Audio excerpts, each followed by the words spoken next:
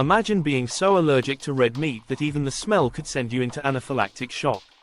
This was Tami McGraw's reality. Tami couldn't fry sausages for her family or attend cookouts with friends.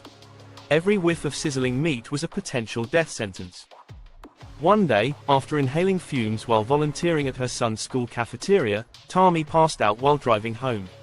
"That's the closest I came to dying," she recalled.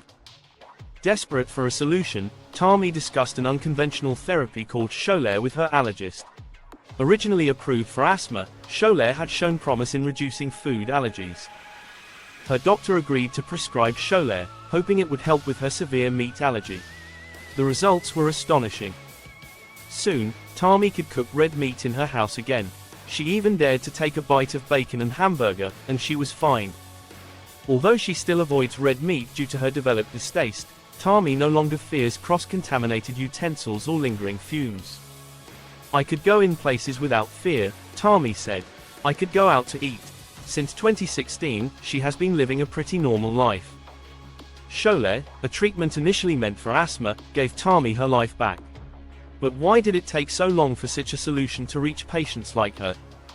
Stay tuned to discover the untold story behind medical breakthroughs and the lives they transform. Because everyone deserves a chance to live without fear.